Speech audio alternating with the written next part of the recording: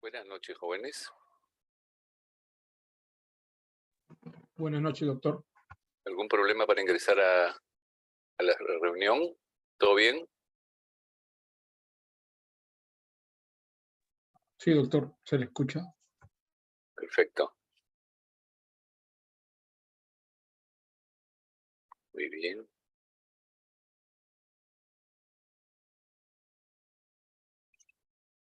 Esta es la segunda clase que lo va a realizar el doctor Freddy Menegildo. Es una parte muy importante. Y hemos estado planificando con la doctora Lucía García y el doctor Freddy ver la posibilidad que asistan a sus guardias, ¿no? El doctor Freddy Menegildo trabaja en el Seguro Social y en la FAP para que vean ustedes la importancia de estos procedimientos y la aplicación fundamentalmente de la primera clase del ABCD en el enfrentamiento inicial al paciente crítico. Nos estamos viendo eso y ya les informaremos cómo hacer la estrategia, pero creo que es muy importante para ustedes ver la utilidad práctica de estos conceptos del manejo inicial, de la evaluación del ABCD como enfoque inicial de un paciente que ingresa a emergencia, que está inestable, que puede estar con compromiso de conciencia, etcétera. Cuando nos piden que evaluemos un paciente que está eh, delicado, que está enfermo, que está crítico, vamos a tener que insertar ese esquema de evaluación que es muy importante, ¿no? En los cursos de posgrado se enseñan estas normas que le estamos a ustedes que ustedes se apliquen, que definitivamente nos ayuda a ordenar un poco el esquema de manejo inicial. El otro punto es que si bien es cierto, vamos a hacer protocolos de manejo, como la hoja que se les ha entregado para la práctica. Algunos todavía están pendientes de sus prácticas, están terminando, me parece, ahora y recién y tenemos práctica mañana, pero el día viernes, pero va a ser un poco complicado. Entonces, tenemos que tratar de aprovechar estos días. Probablemente algunos podrán asistir, otros no, pero ver si podemos, ustedes pueden asistir en algún momento al hospital especialmente, ¿no?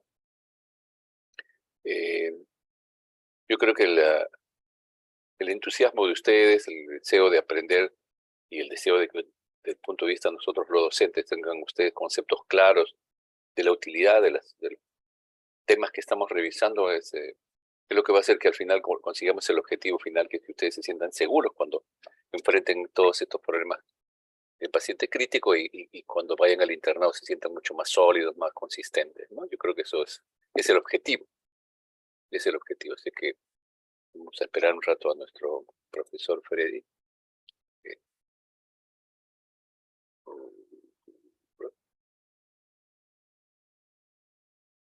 Ya.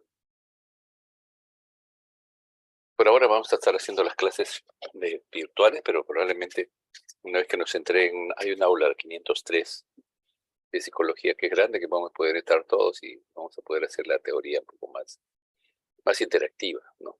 Más face to face, cara a cara, y conversar el tema, porque nosotros les entregamos a las teorías y cuando hacemos las prácticas la idea es que ellas revisen ese tema, ¿no?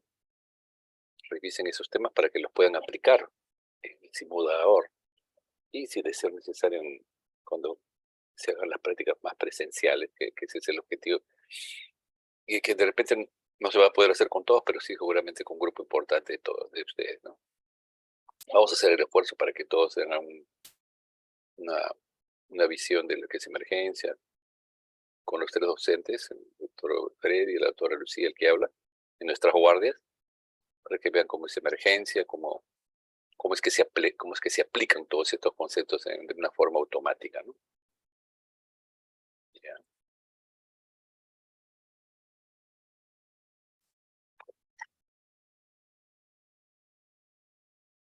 ¿Todos están haciendo terapéutica e investigación simultáneamente o algunos han escogido uno u otro?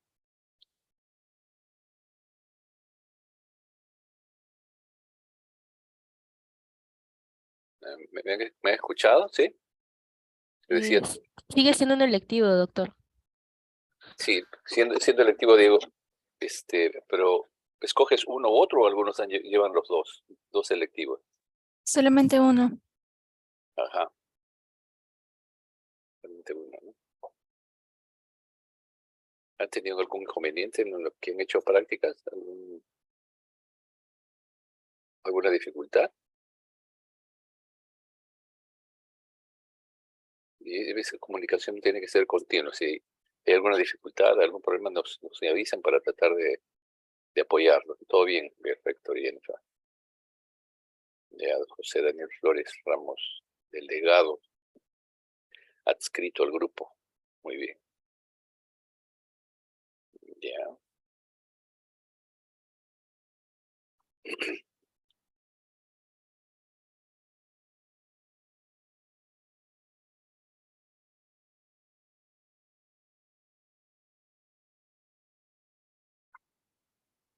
Perfecto. A ver.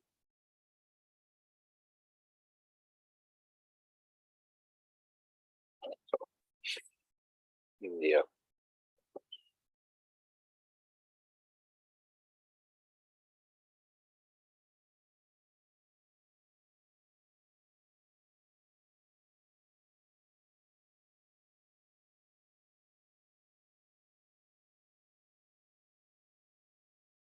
A ver, vamos a compartir una introducción de la de teoría que se va a hacer el día de hoy. Ya, a ver.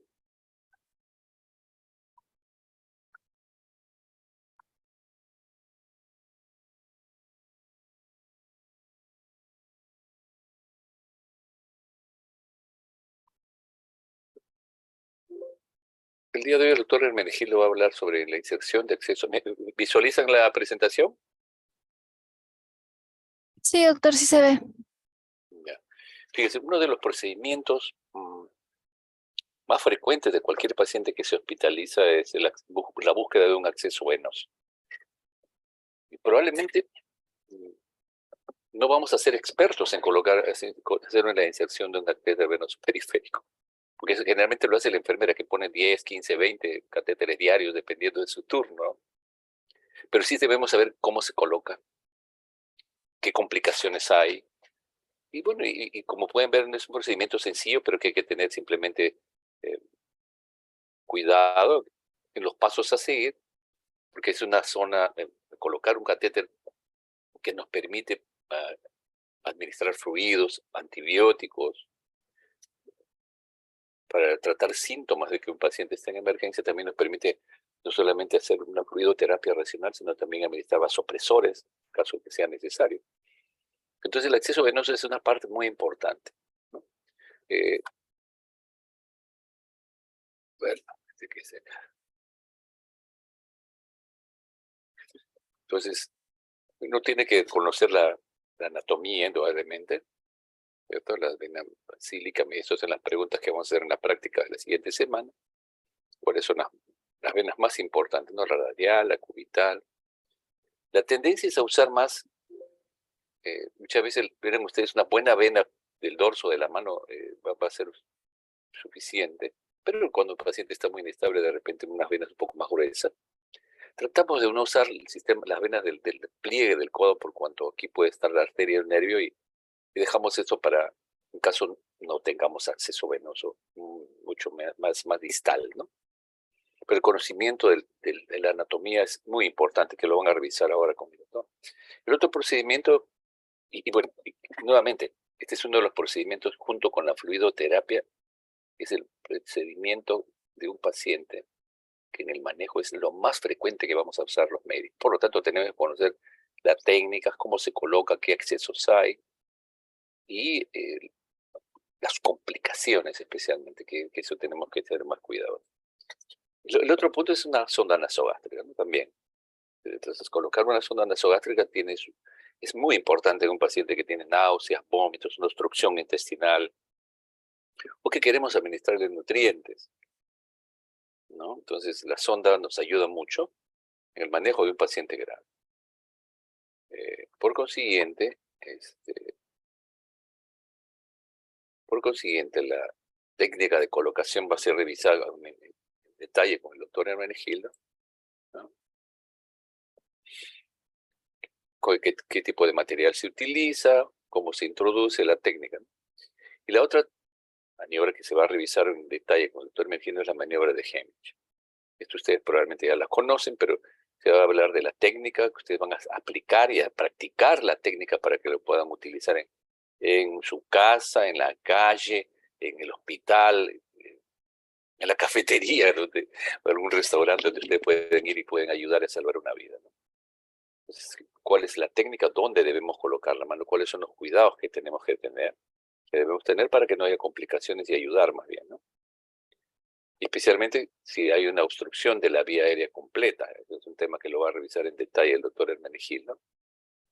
Porque definitivamente no es lo mismo que un paciente esté con tos y me atoro y esté hablando, esté tosiendo, a que no haya, que haya una obstrucción completa de la vía aérea, que impide el paso de oxígeno. Entonces eso es una obstrucción completa de la vía aérea y por lo tanto el manejo ahí es rápidamente una maniobra de Hemlich, ¿no?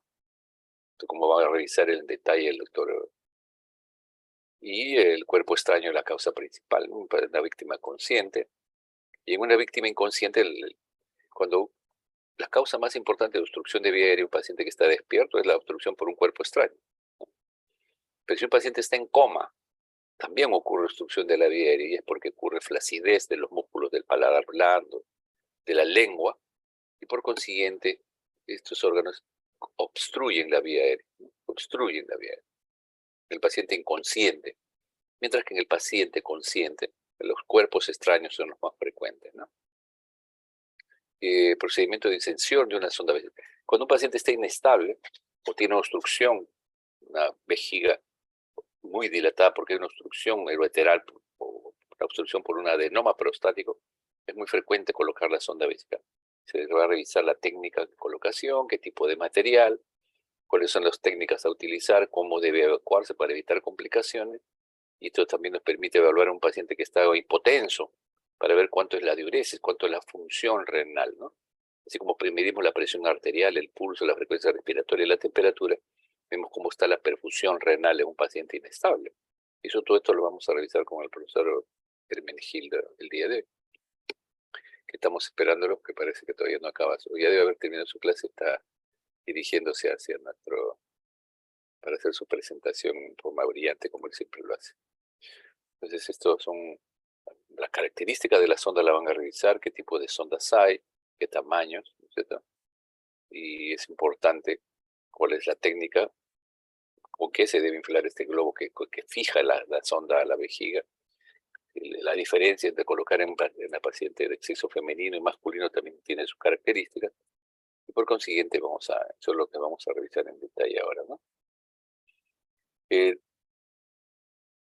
otro punto, cuando ingresa, ustedes van a ver cuando visitemos la emergencia, ingresa un paciente a emergencia, shock, trauma, lo primero que hace la enfermera es colocarle un tensiómetro no invasivo, pedirle la presión arterial, colocarle unos electrodos para ver el ritmo cardíaco, un oxímetro de pulso, ¿no? Y una vía periférica, ¿no? Inicialmente.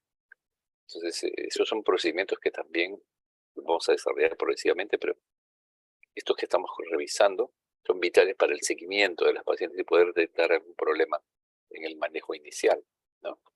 Entonces, vamos a esperar al profesor Freddy.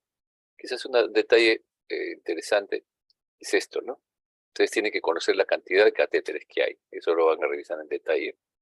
Pero fíjense ustedes la cantidad de mililitros por minuto que puede pasar un catéter 18G.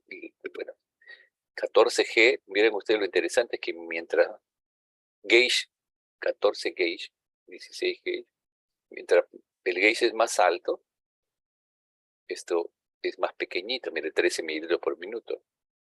Gauge 24, 20 mililitros, 22.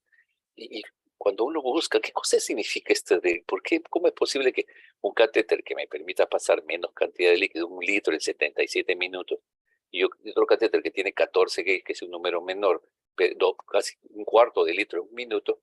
¿Y por qué esta diferencia? Entonces, buscando el sustento técnico, y es que este es 26, es el número de catéter que ingresa en un centímetro cuadrado. O sea, Como es más pequeño, ingresan 26 catéteres en un centímetro cuadrado. Acá 24, un centímetro cuadrado 22, en un centímetro cuadrado 20. ¿Por qué lo hicieron así? Bueno, esas son recomendaciones de quienes diseñaron los catéteres, por lo tanto, el catéter más gruesos son y que los que más usamos son el 18, el 16, el 14, ¿no? Para pasar mayor cantidad de líquido. Inicialmente, si solamente es hidratación, se puede usar un 20, un 22, pero generalmente es 18, un buen catéter. Vamos a ver que es un catéter de un material poco trombogénico, biocompatible, que permite pasar más líquido, ¿no? A ver, vamos a ver si ya nos vamos a conectar con el profesor. Ajá, a ver, bien, bien. A ver, el profesor Hermenegildo. Ya. Y como les decía, estos procedimientos usualmente no los hacemos los médicos. Usualmente lo hace el personal de enfermería, ¿no? Entonces, pero es importante que conozcamos que un catéter venoso periférico, si no se pone bien, puede generar trombosis, flemitis. Si no se prepara de forma estéril todo el equipo el cual voy a transfundir suero, o como a veces sucede, ¿no? Meten una aguja para que pase más rápido y no limpian el frasco, puede ser causa de una bacteremia. La sonda nasogástrica, si no se coloca adecuadamente, puede generar sangrados en la fosa nasal. Y un paciente politraumatizado puede irse, si tiene fractura de la base cráneo, uno tiene que tener cuidado de que en qué condiciones está contraindicado la colocación de una sonda nasogástrica, es más bien una orogástrica. De igual manera, la sonda vesical uno debe colocarla para medir la diuresis, para ver si evacuar una vejiga. Si tenemos que evacuar una vejiga, tiene que ser lentamente. Se coloca una vejiga y sale a presión rápidamente, y a veces la vejiga se distiende con 2, 3, 5 litros de orina, 3 litros, 4 litros de orina. La vejiga llega hasta la región del ombligo a un paciente prostático. Entonces, que coloca una sonda y se evacúa a presión. Y hay que tener cuidado, eso hay que se den 200, 300 y clampan ustedes para que vaya disminuyendo lentamente. Porque de lo contrario, si se evacúa abruptamente, esa vejiga que estaba súper distendida, casi isquémica, y por eso el dolor, cuando se evacúa abruptamente, se congestiona, se llena de flujo sanguíneo la vejiga y puede haber una hemorragia, un sangrado ex vacuo, o sea, un sangrado post-evacuación de una vejiga. Eso complica las cosas. Entonces es mejor siempre, en todo procedimiento que ustedes hagan, evacuar algo, un derrame pleural, un MPM, drenaje lento. Cada 200, 300 clampar para que vaya descendiendo lentamente, porque de lo contrario podemos tener complicaciones, ¿no? Como todo en la vida, todo tiene que ser despacio, lento, a no ser que hay que entubar o masajear a un paciente, que tiene que ser todo rápido, pero en general eso van ustedes a practicar en las prácticas con los simuladores, en donde se va a poder ver eso. A ver, el doctor Hermenegildo. Bien.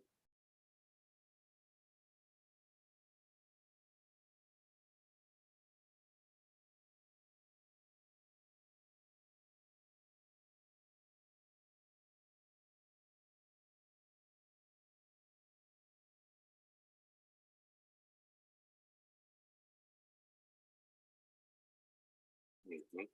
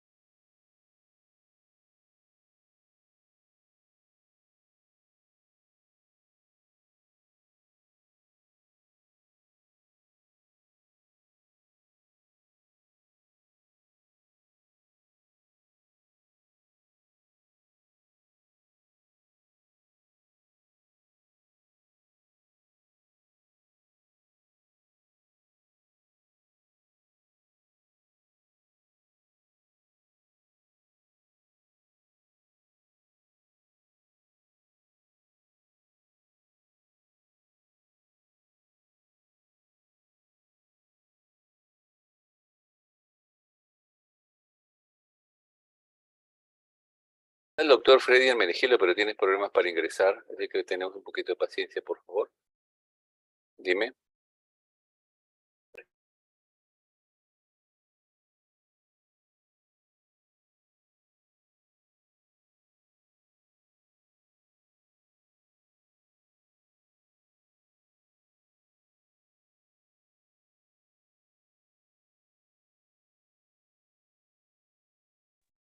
Hola, hola chicos. ¿Qué Buenas tal? noches, doctor. Muy buenas noches, sí, quedé a las 9 y he tenido, no sé, segundo día que tengo un retraso con la segunda vez que tengo un retraso para entrar al Zoom, pero bueno, ya hice la validación.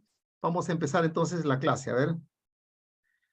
Entonces, a ver, sin más ni más, vamos a tratar hoy día sobre procedimientos, ¿no? Son procedimientos, 4 procedimientos que se hace con frecuencia en la emergencia. A ver, vamos a ver un segundito acá. A ver. ¿Se ve? Muy bien. Sí, Ahora, doctor, sí se ve. muy bien. Entonces, ahora sí se ve. A ver, sí se ve, ¿no? A ver, Sí, doctor, sí se ve. muy bien. A ver, muy bien. Pero vamos a ver. Ah, perdón. Oye, ¿qué pasó? Vamos a ver.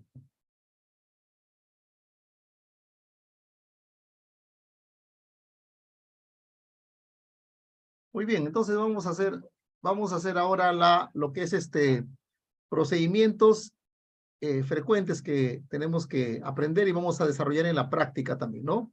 Entonces, el primer procedimiento es la colocación de un acceso venoso periférico, ¿no? Como pueden ver acá, están colocando un catéter venoso periférico. ¿Cuáles son las indicaciones para colocar un catéter venoso periférico? Son administración de medicamentos. Obviamente, cuando nosotros manejamos en paciente crítico, vamos a manejar fundamentalmente medicamentos de administración por vía endovenosa, ¿no? La mayor parte, ¿por qué? Por la rapidez de acción que se requieren, ¿no? Entonces vamos a requerir que un paciente tenga una vía de acceso para administración de medicamentos para diferentes situaciones, un control de arritmias, analgesia, sedación, etcétera.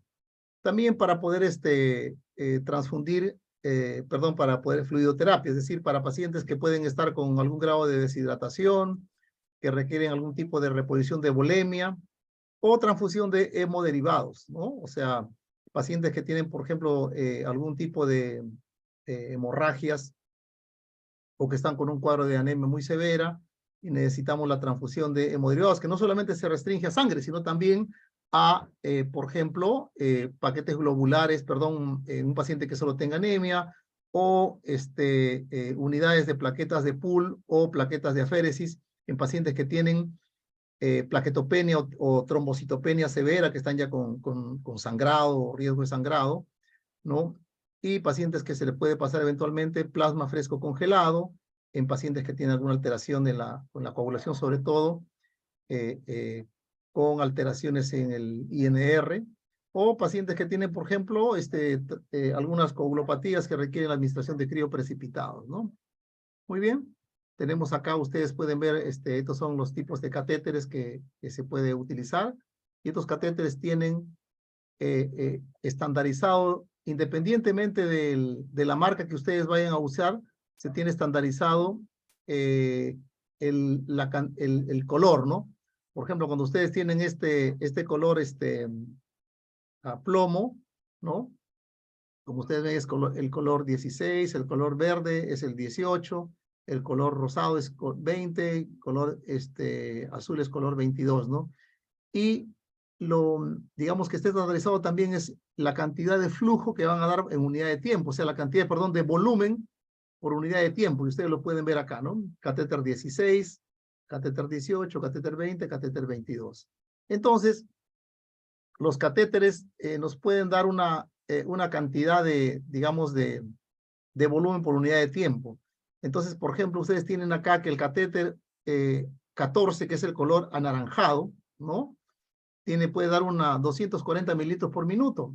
¿Qué significa esto? Significa de que nosotros podemos infundir, en caso de necesidad, hasta hasta aproximadamente 1 litro en cuestión de 4 a 5 minutos. Un catéter color plomo, que es el catéter 16, puede transfundir 180 mililitros por minuto. Es decir, que en 6 minutos podemos pasar 1 litro. Un catéter 18, 90 mililitros por minuto. Es decir, en 11 minutos pasamos 1 litro, ¿no? De tal manera que vemos que tiene una buena capacidad por vía periférica de poder administrar en cristaloides una buena cantidad, ¿no? Catéter rosado, que es un color, que es el catéter 20, ya pasa a 60 mililitros por minuto, es decir, que en promedio 1 litro va a pasar en aproximadamente unos 17, 18 minutos. Ya un 22 es 36 mililitros por minuto, 1 litro pasará en 28 minutos. De tal modo, como ustedes pueden darse cuenta, los catéteres más usados en un paciente crítico, donde el grueso de patologías que tratamos son tiempo dependientes, es decir, el tiempo es fundamental para la eficacia de nuestro tratamiento, vamos a utilizar usualmente catéteres que van desde el 18 hasta el 14, ¿no? Idealmente 18, 16. Eventualmente, cuando se puede colocar un 14, que es un catéter de un calibre bastante grueso, como ven ustedes, una alta capacidad de poder administrar buena cantidad de volumen en una unidad de tiempo pequeña, ¿no es cierto?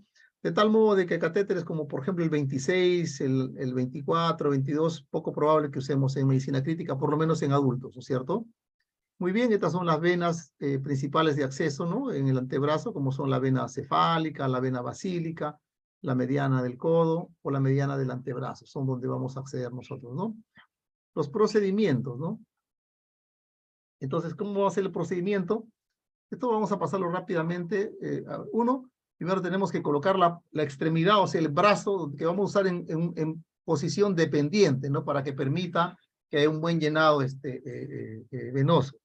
Vamos a aplicar el torniquete para ingurgitar la vena que queremos abordar, más o menos unos 8 o 10 centímetros por encima del sitio donde queremos puncionar esa vena.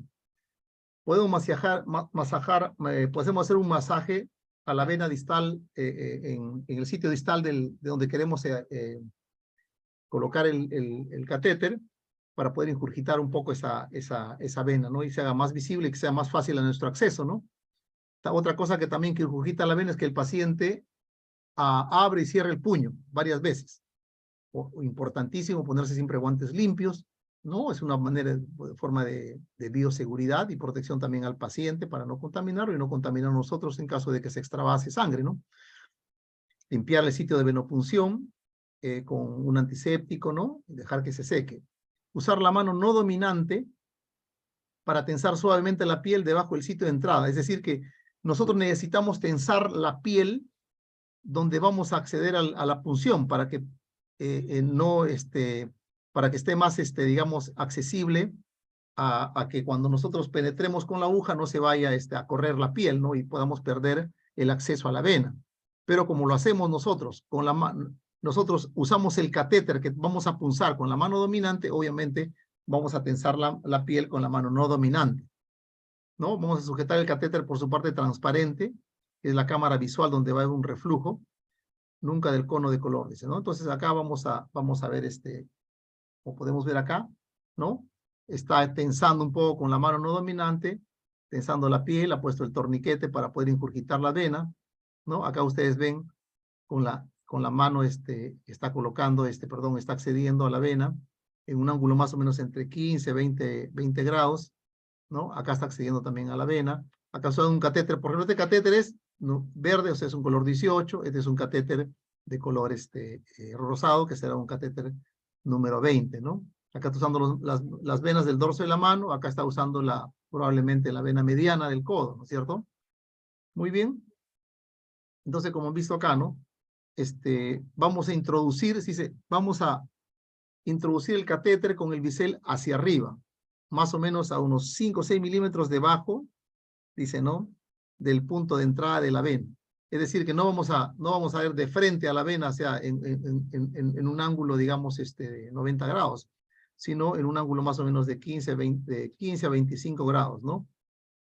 Dice, luego de atravesar la piel, dirigir la aguja hacia la vena en un ángulo de 15 a 25 grados, ¿no?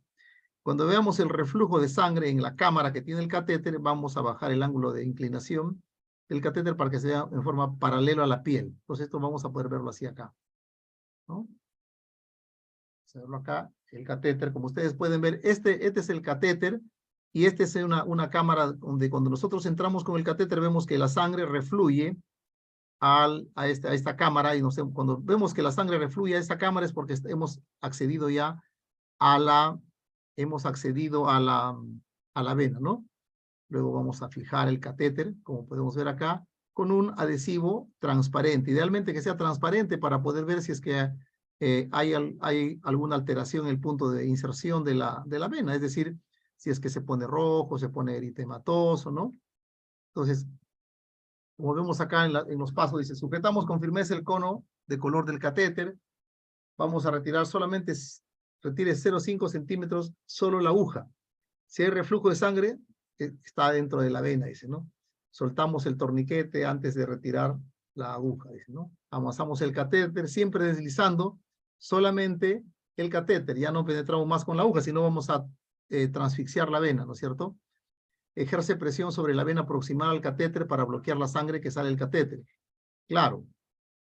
Dice, ¿qué es lo que pasa? Que si nosotros ponemos el catéter, como ya vamos a sacar la aguja, entonces va a comenzar a salir sangre por el catéter, entonces tenemos que ejercer presión en la parte proximal del catéter para bloquear la salida de sangre por el catéter, hasta que enchufemos, obviamente, la venoclisis al catéter, ¿no es cierto? En la cual ya tenemos un flujo ya sea de solución salina, ¿no?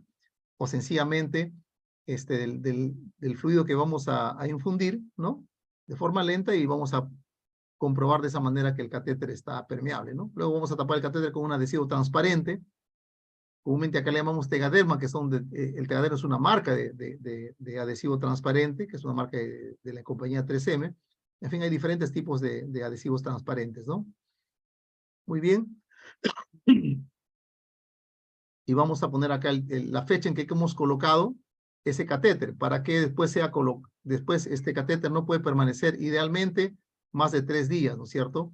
Porque los catéteres, sobre todo los catéteres comunes y corrientes, más de 3 días ya hay, digamos, riesgo de que estos se vayan a infectar, más riesgos de infecciones, de flebitis, entonces tiene que cambiarse de catéter. Y a veces el que está en emergencia en ese turno que lo colocó no vuelve hasta otros días o está en otra área, entonces y se lleva un control y ya sabe que tiene que cambiar el catéter a los 3 días, ¿no? Muy bien. ¿Cuáles son las complicaciones que podrían tener la colocación de un catéter venoso periférico? Bueno, siempre existe la posibilidad de que se infiltre o extravase, ¿no? Es decir, que el líquido que estamos administrando pueda salirse el catéter se sale de la vena, y ese líquido obviamente se sale fuera de la vena y puede producir inflamación, ¿no? La otra es que se produzca una inflamación de la vena, que se llama flebitis, ¿no? Y puede seguir el trayecto de esa vena, ¿no? Otra es que haya infección en el sitio de punción, ¿no? Y no necesariamente va a ser en el momento. A veces el paciente desarrolla después un cuadro de celulitis o de infección días después, ¿no? Cuando no ha habido las normas de asepsia adecuadas, ¿no? La formación de un hematoma, se ponen moretones o se forma un hematoma en la zona de punción, o trombosis de tipo superficial, ¿no? Como podemos ver acá. El segundo procedimiento que vamos a ver es la colocación de sonda nasogástrica, ¿ya? La colocación de las indicaciones de colocar una sonda nasogástrica son administración de alimentos a través de ella, ¿no? Pacientes que no coordinan bien la deglución, pacientes que están con trastorno de conciencia, entonces para administrar los alimentos por una sonda nasogástrica. También se puede administrar alimentos por esa sonda nasogástrica. Eventualmente, si un paciente tiene una obstrucción intestinal, podemos aspirar o drenar contenido gastrointestinal que queda retenido ahí en el estómago. Se puede hacer un lavado gástrico en caso de hemorragia o también tóxico, sobre todo cuando estos se han ingerido usualmente recientemente, ¿no?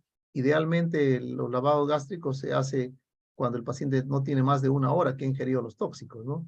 Porque si tiene más tiempo de ello es poco probable que se tenga un beneficio porque ya se han absorbido o ya había un vaciamiento gástrico y no va a haber mayor beneficio, ¿no? Entonces, el lavado gástrico, cuando es ingesta de tóxicos, si se quiere hacer una remoción de los tóxicos que todavía están en el aparato digestivo, tiene que ser en forma precoz. Los pacientes que tienen algún tipo de ilio posoperatorio, entonces tienen distensión gástrica, ¿no? Por este hilo postoperatorio, están con dolor, distensión abdominal, se puede colocar esta sonda también para una descompresión gástrica, cuando hay un hilo postoperatorio. ¿Cuáles son las contraindicaciones para colocar una sonda nasogástrica? Si el paciente ingirió cáusticos, ¿no? Podemos perforar el esófago, estómago, ¿no? Hacer más daño cuando hay ingesta de cáusticos, cuando se sospecha una ruptura esofágica, cuando ha habido un postoperatorio reciente de cirugía gastroesofágica, nasal o bucofaringea, ¿no? Si el paciente tiene un divertículo esofágico, también conocido como divertículo de Senker, ¿no? Senker, o cuando hay malformaciones congénitas, pues si tiene una atresia coanas, no va a pasar pues la sonda, ¿no? O atresia esofágica, ¿no? Son en los neonatos, ¿no? ¿Qué complicaciones puede tener en la colocación de una sonda nasogástrica? Bueno, una es la epistaxis, ¿no? Un sangrado, ¿no? Gente que tiene, a veces no somos, digamos, somos un poco toscos al colocar, o sencillamente tiene predisposición a sangrar el paciente, puede ser una epistaxis, puede ir eventualmente no a la vía digestiva, sino puede entrar a la tráquea, de donde se gatilla pues una tos terrible en el paciente, ¿no? Rara vez puede producirse, pero sobre todo cuando hay una cirugía reciente, una perforación esofágica, eventualmente complicaciones con varices esofágicas, broncoaspiración, y cuando permanece mucho tiempo el paciente, las sondas pueden producir una ulceración en la mucosa nasal, faríngea, ¿no? O necrosis del ala nasal, ¿no? Pero usualmente esto es cuando el paciente está mucho tiempo haciendo mucha presión en la sonda nasogástrica, ¿no? Muy bien, entonces vemos acá el procedimiento. Entonces quiero que se vea acá cómo lo vamos a hacer. Si tengo una idea, entonces vamos a ver acá. Primero, antes de la inserción, tenemos que medir la cantidad de sonda que vamos a colocar, ¿no es cierto? ¿Cómo se mide esto? Desde la punta de la nariz del paciente al lóbulo de la oreja y de ahí al apéndice sifoides, ¿no? Como está acá. Punta de la nariz, lóbulo de la oreja, apéndice sifoides. Esa es la cantidad de sonda nasogástrica que va a entrar y con eso nos aseguramos que esté efectivamente en el estómago, ¿no es cierto? O sea, que esté en la cámara gástrica. Lubricar la punta con gel de lidocaína al 2%, y se introduce en una de las fosas nasales del paciente, ¿no? Siempre entrando hacia la parte posterior, ¿no? Al entrar en el orofaringe y deslizar por la pared faríngea posterior, la punta de la sonda nasogástrica eventualmente puede provocar náuseas, ¿no? Y si está despierto al paciente, se le dice, pase saliva, o se le da para beber con una cañita, ¿no? Un poquito de agua, y al pasar, al tener esta deglución, puede ayudar a que pase la sonda al esófago, ¿no? Una vez que está más allá de la faringe y entra en el esófago, ya se inserta más fácilmente hacia el estómago, ¿no? Entonces fijamos la sonda en un lugar para evitar que se mueva, y es importante escuchar con el estetoscopio, introducir aire con una jeringa, ¿no? De 20 centímetros, una jeringa más grande, y escuchamos el borboteo en el epigastrio, es decir, que está en el estómago, y con eso nos aseguramos de que la sonda esté donde tiene que estar, es decir, en el estómago, en la cámara gástrica, ¿no? O también podemos aspirar un poco el líquido gástrico con la jeringa, y de esa forma corroboramos que la sonda está donde tiene que estar, ¿no? Entonces acá se hace la limpieza, se hace la medición respectiva, ¿no? Punta de la nariz, lóbulo de la oreja, y de ahí apéndice sifoides, ¿no es cierto? Para colocar la sonda, ¿no? Entonces, se lubrica con gel con lidocaína al 2%, ¿no? Como hemos visto, se dobla y comienza la introducción de la sonda, la cantidad que más o menos hemos medido de sonda que debe de entrar, ¿no? Cuando está por la pared, la punta de la sonda nasogástrica está por la pared posterior de la faringe, se le hace beber un poquito de agua, y el paciente puede, con esa deglución, puede ayudar a facilitar que la sonda avance hacia el esófago, y de ahí, una vez que tenga el esófago, uno termina de introducir hasta el tamaño de sonda que ha calculado, según su medición, y luego ya fija la sonda, ¿no? ¿Cómo se puede corroborar? Usted con una jeringa de aire escucha con su estetoscopio en la zona del epigastrio, el borborismo, ¿no? O lo que tiene que hacer es aspirar, y puede aspirar secreción gástrica, ¿no? Y con eso corrobora que está efectivamente en la cámara gástrica. Muy bien. Otra maniobra importante es la maniobra de Hemrich. La maniobra de Hemrich es una maniobra para desobstruir la vía aérea superior por un cuerpo extraño, ¿no? Se utiliza para la obstrucción completa de la vía aérea, ¿no? O sea, en la situación que se llama OVACE. ¿Qué significa OVASE? Obstrucción completa de la vía aérea por un cuerpo extraño, sólido, que va a impedir el paso de oxígeno y de aire a los pulmones, ¿no? Como ustedes pueden ver acá, está acá, ¿no? Está acá el cuerpo extraño obstruyendo en forma completa, ¿no? Entonces, la principal causa de obstrucción en víctima consciente, ¿se acuerdan que cuando hemos repasado en la charla, perdón, en la práctica, la principal causa de obstrucción en la víctima inconsciente es la lengua que cae hacia atrás y obstruye la vía aérea? En una persona consciente no ocurre eso. Lo que sí puede ocurrir es un cuerpo extraño, ¿no? Que pueda obstruir su vía aérea. Para eso se utiliza, como vemos acá, ¿no? Se utiliza la maniobra de Heimlich, ¿no? Víctima inconsciente, la lengua, pero una víctima consciente es un cuerpo extraño, ¿no? Entonces, la obstrucción puede ser también incompleta. Y cuando esto ocurre, el paciente está en condiciones de toser. Puede toser, grita, ¿no? Tiene una respiración ruidosa, se desespera el paciente, ¿no? Me ahogo, por favor, me ahogo, ayuda. Y comienza a toser y tiene su respiración un poco ruidosa. Y en este tipo de situación no funciona la maniobra de Heimlich. No le va a ayudar, ¿no? La maniobra de Heimlich está restringida a la obstrucción completa de la vía aérea, ¿no? En estas situaciones, por ejemplo, lo que hace es uno intentar calmar a la víctima, pedirle que tosa fuerte, ¿no? Tampoco, por lo menos aconsejamos dar palmadas en la espalda, a veces le golpean en la espalda, ¿no? No va a ayudar en mucho eso. Entonces, cuando ocurre lo base, ¿no? Lo base, el paciente, cuando ocurre la obstrucción de vía aérea completa por cuerpo extraño, el paciente no tose, no habla, no grita, no emite ningún sonido. Recuerden que los sonidos que emiten nuestra laringe es porque hay un traspaso de aire, ¿no? Por la vía aérea, pero no, él no puede ni toser, ni hablar, ni gritar, ni emitir sonidos. Y obviamente el paciente se va a poner cianótico y por una situación refleja comienza a agarrarse con la mano el cuello, ¿no? Porque quisiera sacarse siente ahí el cuerpo extraño, ¿no? Y se va a poner cianótico y en cuestión de 1 o 2 minutos va a perder la conciencia el paciente, probablemente, ¿no? Muy bien. Lo primero que hay que hacer para actuar es identificarlo, ¿no?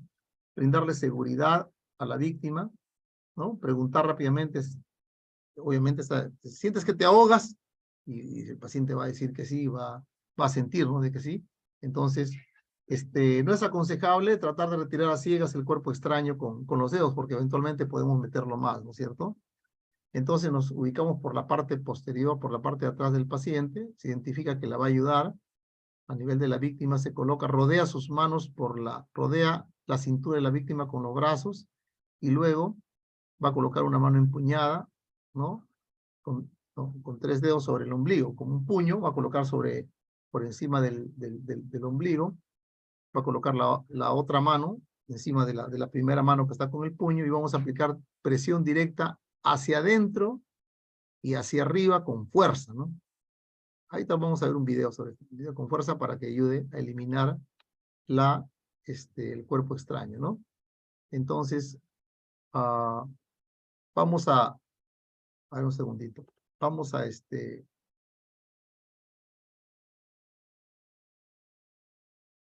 hasta aquí vamos a compartir los procedimientos para que lo puedan ver en video, por favor. Vamos a ver acá. Dejamos de compartir. Y ahora voy a compartir nuevamente videos, perdón, procedimientos. Un segundito.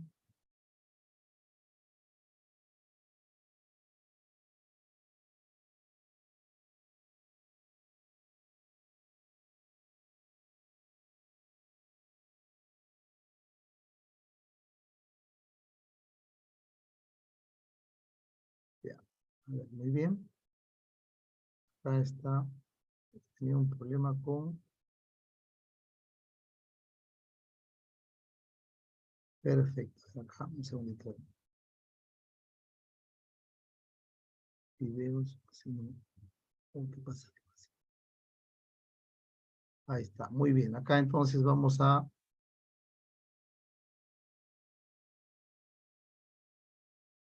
Colocación del acceso venoso.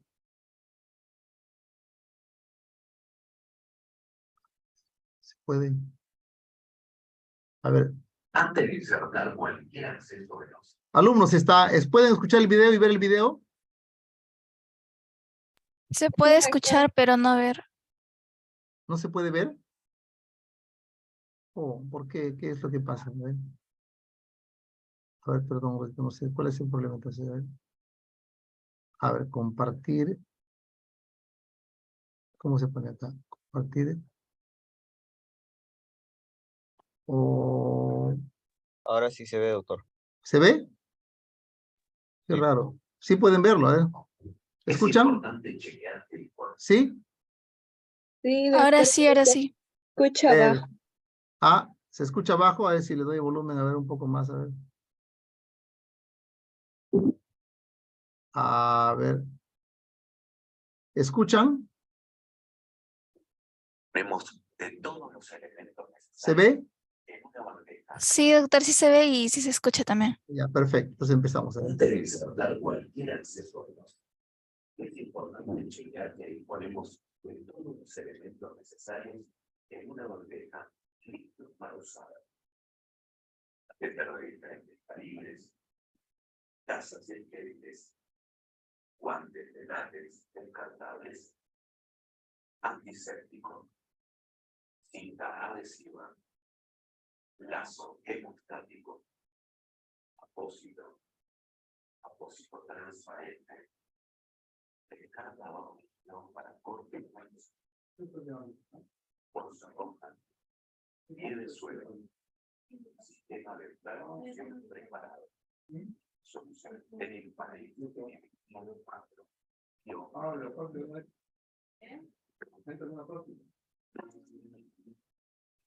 recordar realizar el lavado de manos.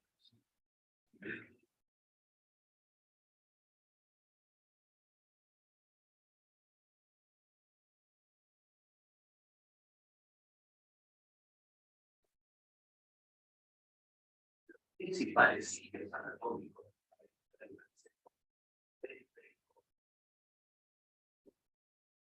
Las venas del arco dorsal del ángulo. Dos. Las venas hepáticas y basílicas del antebrazo. Colocar el lazo hemostático.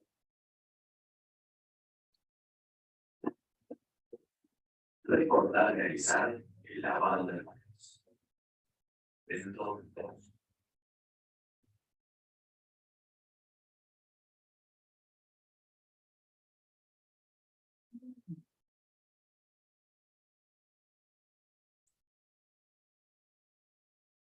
Colocarse los guantes.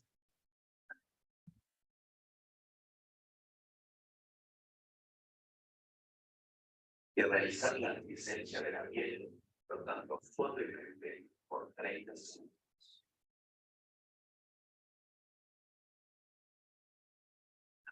Usar con el bisel de la tela hacia adelante.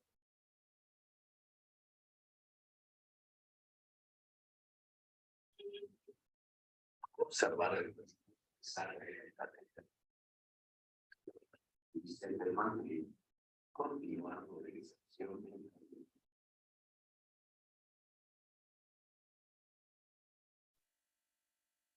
Retirar el lazo hemostático y retirar el contenido e inmediatamente colocar el descargador. Conectar el sistema de inducción.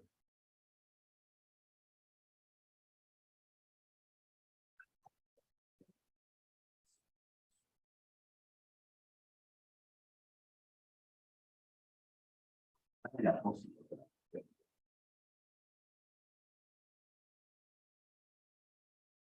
Traccionar y tensar. Apoyando sobre la zona de función y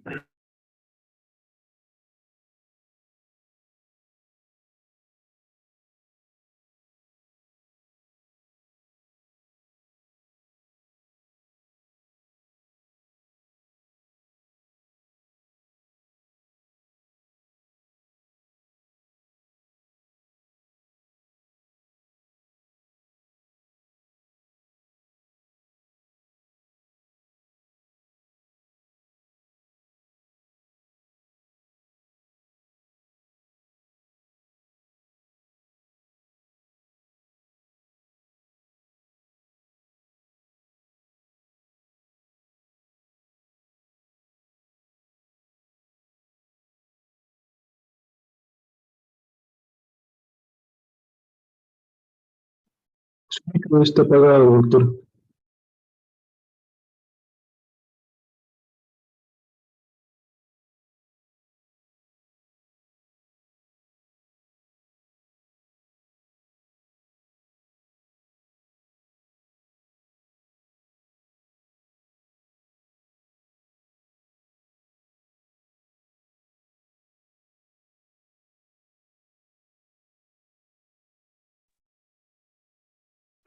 Disculpe, ¿escuchan? ¿Correcto? Sí, ahora sí, doctor. Perfecto, entonces vamos a ver. Esta es una explicación de un video bien didáctico de la maniobra de Heimlich.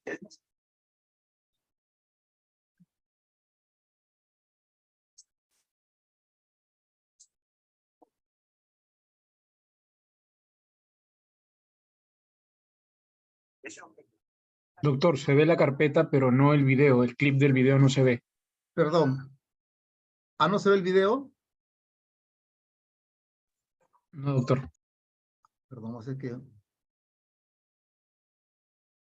Perdón, ¿qué dice acá? A ver, nuevamente. O sea, no entiendo. Vamos a ver, vamos a... Ay, Dios. Un segundito, a ver. Un segundo, a ver, un segundo. ¿Qué ha pasado con esto?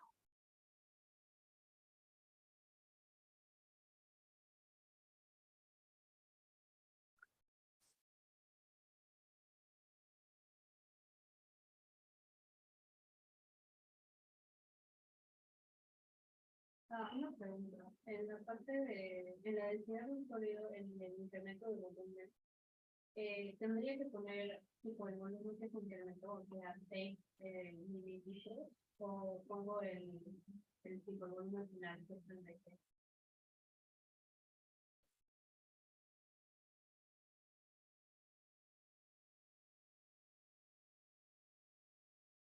A ver, a ver.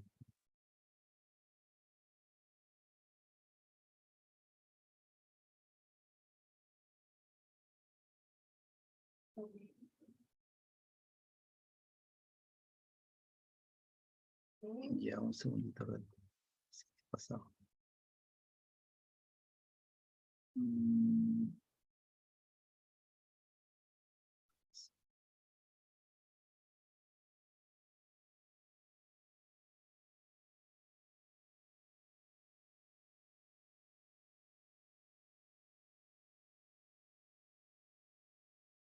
A ver, un segundo.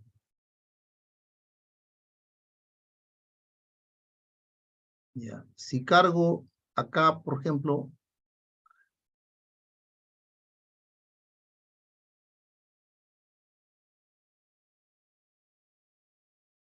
¿pueden ver este video?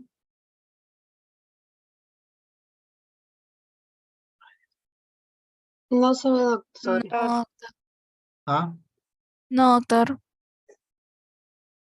perdón.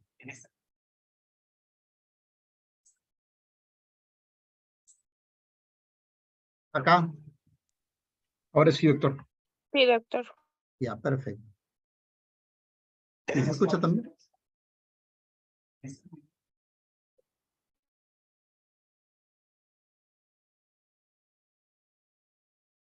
No se escucha, doctor. ¿Ahora se escucha? ¿Se escucha ahora? A ver, perdón. Sí, ¿Pueden ahora escuchar? sí. En este momento, estamos en una parada respiratoria con un objeto, pero para disolver sanidad, pero para conseguir ese objeto de la respirar una fuera. Esta maniobra, una maniobra internacional que se llama maniobra de Heimlich, consiste en una forma aritmética. Suplantemos la y no vamos a hacer tenemos que va a ser relajado. En estos momentos, el paciente tiene la mano dentro. Vamos a colocar su espalda, le vamos a sujetar, el paciente estará en el y nosotros a la altura de este pecho es muy bajo.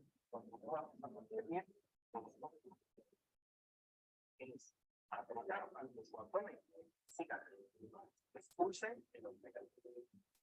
Con el puño cerrado, de su abdomen y como si lo quisieran la casa. Apretaremos su abdomen. El pecho salga. Porque nosotros hacer la presión dentro vamos a hacer que se diafragma, el músculo con el que respiramos, volver a golpear los pulmones, los exprimen, entonces sale a la vez, pasa por la raya y expulsa el objeto que tenemos. Igualmente no vamos a repetir el número de es el objeto. Muy bien, entonces ahora vamos a ver el otro procedimiento de la sonda nasogástrica. A ver.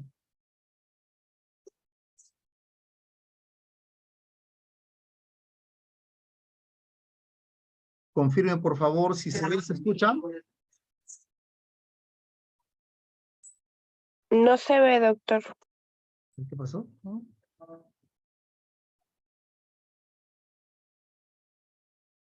¿No se ve? No, doctor.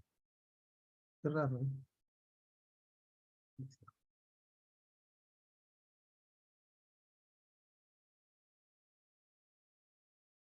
Un segundito, ¿eh?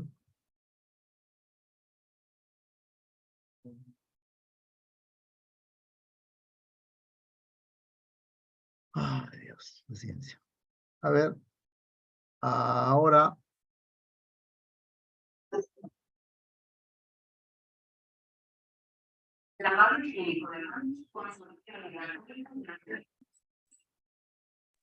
No se ve el video, doctor.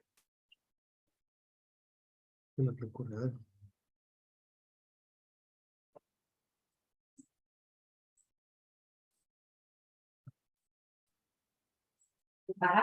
¿No ven el video? No, doctor, no se ve el video. ¿Qué puede estar pasando? A ver, porque yo quiero, o sea, lo tengo el video ahí, lo quiero compartir. A ver, mire, lo que hago es compartir este.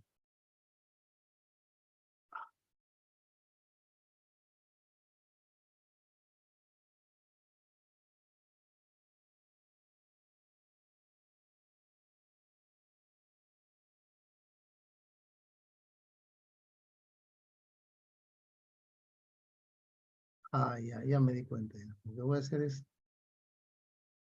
comparto mi pantalla y veo a ver, a ver, ¿ahí se ve? Sí, doctor, sí se ve. Ya, sí, está bien la pantalla.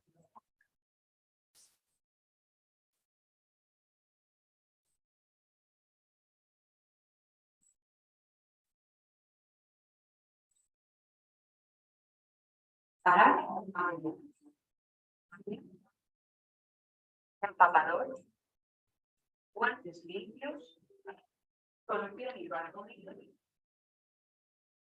sondas nasogástricas de los números 14, 16, 18, lubricante hidrosaludable, gasas estériles,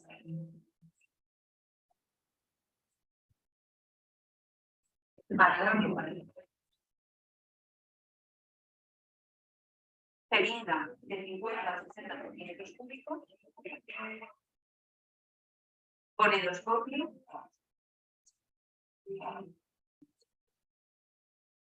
con desnudos, prueba fisiológica, y 2 botes para muestra.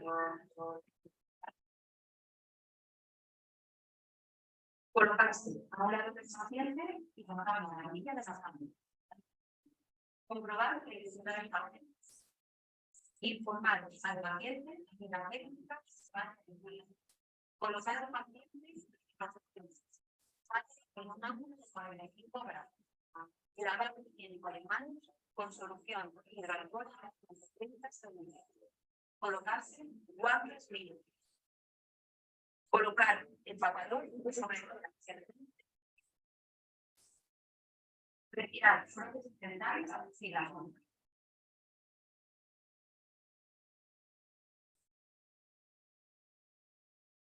Examinar conductos nasales y limpiar.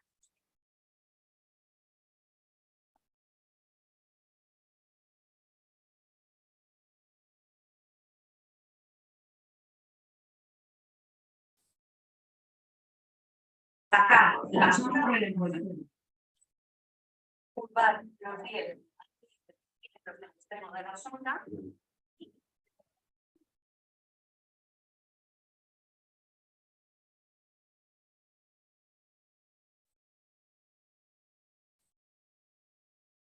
Medir distancia va desde la punta de la nariz al ojo.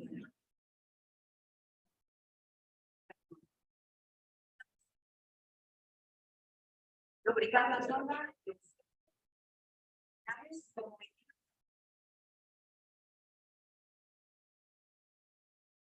Quiero pacientes que se le dan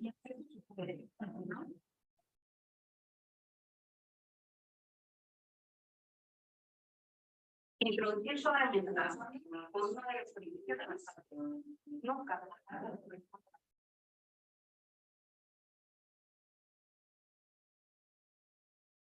El paciente está conspirado.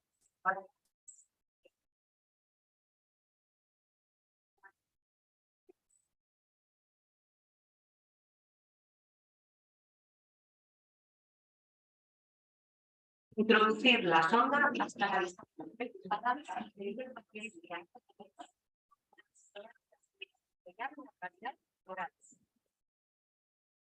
Comprobar la penetración de la sonda en el estómago de dos formas, en el siguiente orden. Primero, visualizando las unidades de contenido intestinal como son.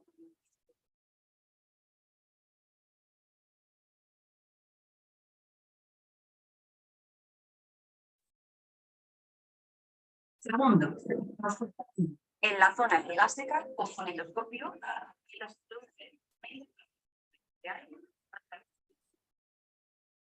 colocar papel.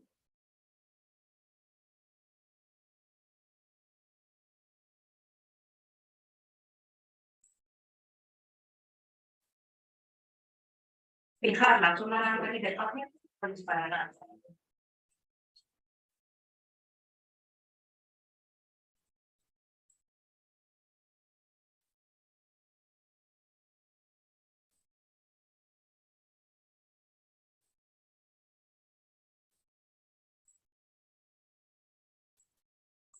Sonda secas. Retirar el separador.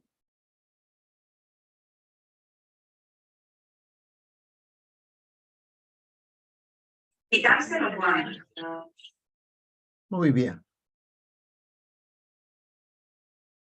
Muy bien, entonces, hasta ahí hemos visto los procedimientos de colocación de un catéter endovenoso periférico, la colocación de una sonda nasogástrica y la maniobra de desobstrucción de la vía aérea por cuerpo extraño, como es la maniobra de Hemlich, ¿no? Ahora vamos a continuar. Ahora vamos a continuar con el procedimiento de la inserción de la sonda de Foley, o sonda vesical. Muy bien. Un segundito.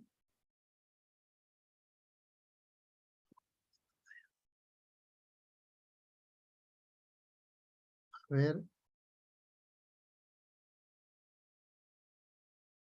¿Pueden ver la pantalla y escuchar? Sí, doctor. Perfecto. Ya, entonces ahora es la inserción de la sonda vesical, ¿no es cierto? Muy bien. Entonces tenemos acá los diferentes tipos de sondas vesicales, ¿no? ¿Cuáles son las indicaciones para poder, la colocación de una sonda vesical? En primer lugar es monitoreo de la diuresis, ¿no? Recuerden, los pacientes críticos, por ejemplo, puede estar en insuficiencia o falla renal. Entonces, para hacer un monitoreo de diuresis, pues, muchas veces indicamos la colocación de una sonda Foley. cuando el paciente esté en shock, una forma de evaluar la reanimación es la recuperación, obviamente, también digamos, de la capacidad de perfundir el riñón y por ende que este también comience a producir orina, y necesitamos monitorizar cuánto produce el paciente de diuresis por hora. Entonces, para eso necesitamos tener un control más estricto de esa diuresis y, importante, poner una sonda. También cuando un paciente presenta una retención urinaria aguda, por muchas causas, ¿no? Puede ser porque tiene una hipertrofia prostática, o puede ser cuando un cálculo renal se enclava ya sea en el cuello de la vejiga, o está en la uretra, ¿no? Entonces hay una retención urinaria aguda, tenemos que colocar una sonda Foley. Cuando necesitamos tomar una muestra estéril para cultivar en un paciente que tiene potencialmente una infección urinaria o una sepsis de foco urinario y necesitamos tener aislar el germen causal, mandamos un cultivo, tener una muestra estéril, ¿no? Lo hacemos también por un cateterismo vesical. En los pacientes que tienen un posoperatorio de cirugía urológica o ginecológica también, y eventualmente cuando tenemos pacientes que tienen hematuria macroscópica, recuerden que la hematuria macroscópica produce que se formen pequeños coágulos que se colecten en la vejiga, que obviamente van a producir obstrucción de la evacuación de la orina, ¿no? Y por ende van a producir una retención urinaria aguda. Entonces, cuando hay hematuria macroscópica, para poder evitar que se formen coágulos que obstruyan la vía aérea, perdón, la vía urinaria, se colocan una sonda de triple vía para irrigación vesical, ¿ya? Entonces es importante que tengan eso siempre en mente. La irrigación vesical requiere una sonda Foley de triple vía, sonda de triple vía, y la toma de muestra estéril requiere una sonda simple, como es la sonda de Nelaton. Y ya para colocar una sonda para en forma permanente, digamos, o por lo menos para tenerlo varias horas o días, para monitorear diuresis, en las posoperatorias de cirugía urológica se coloca una sonda Foley de 2 vías nada más, ¿no? Muy bien, como pueden ver acá, esta es una sonda Foley de 2 vías, la común. Esta es una sonda Foley de triple vía, 1, 2, 3 vías. Este tiene 1, 2 vías. Y este tiene una sola vía. Esto se llama sonda de Nelaton también. Y esta es una sonda Foley común y esta es una sonda de triple vía. Esto es para irrigación vesical y esto es para tener la vía urinaria permeable y nos permita monitorizar bien la cantidad de diuresis, porque esto va a ir conectada a una bolsa digamos, de colectora de orina, ¿no es cierto? Y este es solamente para la toma, es una sola vez se hace el cateterismo para tomar la muestra estéril y de ahí se desecha, ¿no? Nelaton, Foley 2 vías y Foley de triple vía, ¿no es cierto? ¿Cuáles son las complicaciones que eventualmente pueden darse con la colocación de la sonda Foley? Bueno, que sea una perforación uretral, ¿no? Se pone una falsa vía, ¿no? Una que es relativamente no tan infrecuente, ¿ah? Como es la infección urinaria o sepsis de foco urinario. Muchos pacientes que llegan a la emergencia con infecciones urinarias o inclusive sepsis de foco urinario, por urosepsis, tienen antecedentes de que en los días previos, ¿no? Puede ser una semana o 2 semanas previas, se les puso una sonda Foley, o sea, se les hizo algún tipo de manipulación, ¿no? Con una sonda, ¿no? Otra complicación es que una retención urinaria por obstrucción se puede eventualmente obstruir también la sonda, por detritus, por coágulos de sangre, se puede obstruir, ¿no? La sonda. La hematuria también por el traumatismo en sí de la colocación de la sonda, puede producir una hematuria. Y también cuando se evacúa de forma muy rápida, pacientes que han tenido, digamos, distensión de la vejiga, han estado con retención vesical mucho tiempo y evacuamos ese globo vesical en forma rápida, eventualmente puede ocurrir un sangrado, ¿no? Muy bien, ¿cómo es el procedimiento? En varones, por ejemplo, ¿no? Se inspecciona el equipo, verificar la integridad de la sonda, retraemos el prepucio, inyectamos 10 a 15 centímetros de lidocaína viscosa en el meato. Esta es una forma más, digamos, personalmente la veo mucho más eficaz para poder analgesiar ¿no? La uretra, porque es ahí donde duele, justo cuando usted penetra con la sonda, ¿no? Entonces se toma el cuerpo del pene con la mano no dominante y se coloca en alto, perpendicular al plano del paciente. Se limpia el glande de forma circular, se usa toallas de algodón con antiséptico, ¿no? Se lubrica la punta del catéter con lidocaína viscosa antes de colocarlo. Se introduce suavemente, se va avanzando con lentitud, ¿no? Hacia la uretra proximal. Se introduce el catéter hasta el nivel de la entrada, ¿no? Para inflar luego el balón. Tiene un balón que permite su aseguramiento y que evita que la sonda Foley se salga, ¿no? Entonces la salida de orina por la sonda confirma que la colocación correcta de la vejiga, ¿no? Si la vejiga está vacía, se puede irrigar el catéter con solución salina y la salida nuevamente de esa solución irrigada confirma que la posición correcta del catéter también, ¿no? Se infla el balón con agua según la capacidad del balón y eso en cada sonda indica la capacidad que tiene el balón de seguridad, ¿no? De enclavamiento vesical. Se ve en la cantidad que se coloca, ¿no? 10, 15, 20, 25 centímetros cúbicos de agua para el balón se coloca, ¿no? Hay que tirar con suavidad el catéter hacia atrás para colocar el balón contra la pared vesical. Conectamos la bolsa colectora y fijamos la sonda en el músculo, ¿no? Muy bien, en las mujeres igual, siempre recordar usar betadina o un producto de limpieza para lavar la abertura de la uretra, limpiar los labios y el meato uretral, pasando siempre las gasas de adelante hacia atrás, no de atrás hacia adelante, sino vamos a contaminarnos con la zona anal, ¿no? Recordar la cercanía entre la vagina y el ano. Lubricar el catéter, separar los labios y localizar el meato. Y introducimos con lentitud el catéter en el meato, ¿no? Una vez que la orina fluye, seguimos introduciendo el catéter un promedio 4 o 5 centímetros. Y fijamos en su lugar mediante el inflado del balón, ¿no? Hay que asegurarnos que la sonda obviamente la punta de la sonda Foley esté adecuada a una vejiga, ¿no? Fijamos el catéter y lo unimos a la bolsa de drenaje, ¿no? Acá tenemos la limpieza del meato urinario, la aplicación de lidocaína en gel para que pueda anestesiar todo el trayecto de la uretra, ¿no? De la uretra con el fin de que no duela pues el procedimiento de la colocación de la sonda. Colocamos la sonda, ¿no? Y verificamos que haya salida de orina para confirmar que luego de eso ya inflamos el balón, ¿no? Recordar que en cada sonda, como ustedes pueden ver acá, dice, ¿no? 10 mililitros, dice, ¿no? Esta sonda Rush, 10 mililitros se va a colocar acá. Entonces usted coloca 10 mililitros para inflar el balón de seguridad, ¿no? Y luego retira, ¿no? Y conecta a la bolsa colectora de orina, ¿no es cierto? Entonces en mujeres, igual, ¿no? Siempre importante hacer la limpieza en la zona genital, en forma apropiada, los labios vaginales, probar la integridad del globo vesical, de la sonda, ¿no? Desde la limpieza, colocamos por la uretra y fijamos la sonda, ¿no es cierto?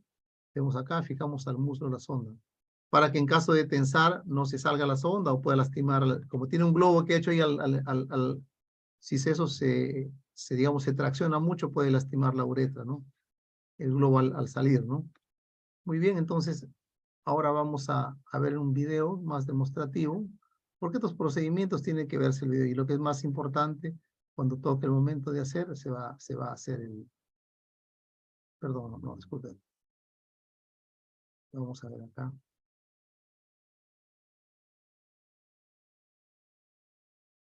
Vamos a ver acá ahorita, vamos a ver.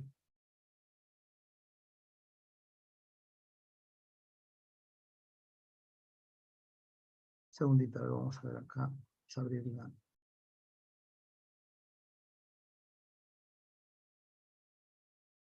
colocación. Sondaje vesical masculino. En este video. Ratito, a ver, vamos a ver acá. Y ahora vamos a... por favor, me confirman. Confirman, a ver.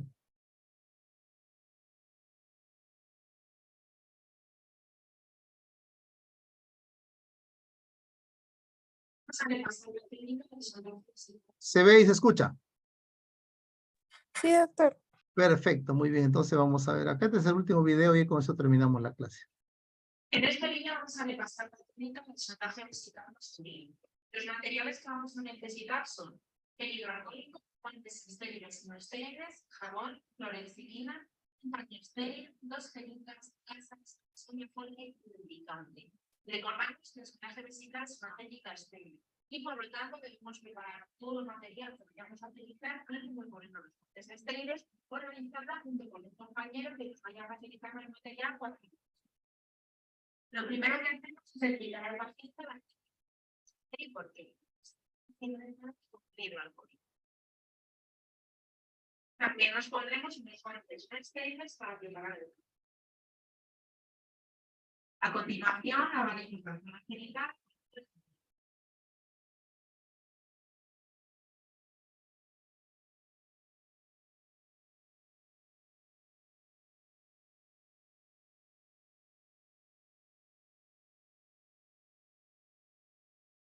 Posteriormente volveremos a lavar con clorexidina, con un poquito de lava.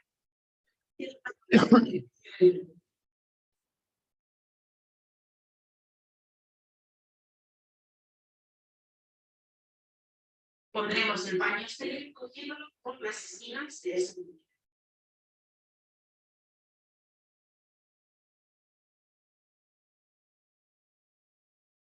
Lo siguiente que hacemos es echar todo el material estéril que vayamos a utilizar. Una jeringa, gases y la sonda química. Y nos pondremos los guantes estériles. Si no tuviésemos un compañero, habríamos echado esto sobre el cuerpo.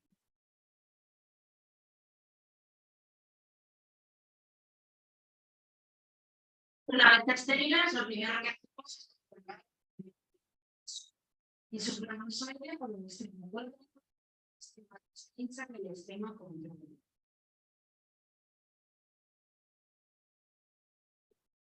El siguiente paso es la lubricación. Si estuviésemos solos, tendríamos nuestra brecha de lubricante de una esquina de papel que se pone en los guantes. En este caso, nuestro compañero nos está explicando que a partir de ahora será más o menos sucio.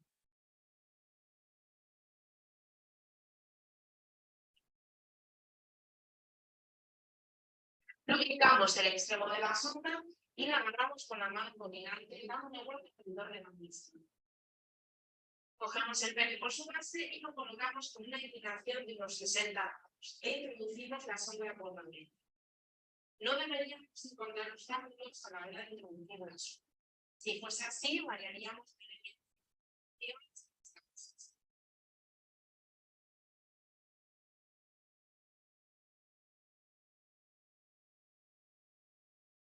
Tenemos que tener cuidado de no tocar la piel del paciente con nuestro pene.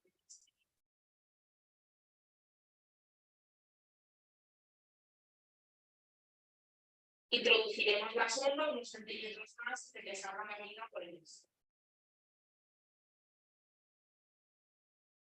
Una vez introducida, conectamos la sonda al receptor y llenaremos la notificación.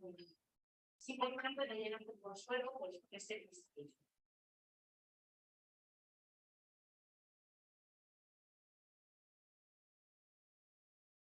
El último paso consiste en hacer una relación leve de las. Muy bien.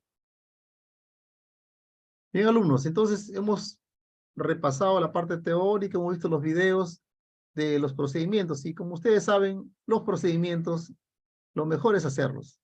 Y eso lo vamos a hacer esta práctica que viene, lo vamos a hacer en el aula de simulación. Todos van a colocar una sonda Foley, van a colocar una sonda nasogástrica, van a poner una vía endovenosa periférica y van a realizar la maniobra de Heimlich con el muñeco que tenemos específicamente para hacer la maniobra de Heimlich. Muy bien, chicos. Eso es todo y nos estamos viendo en la próxima semana. ¿Ya?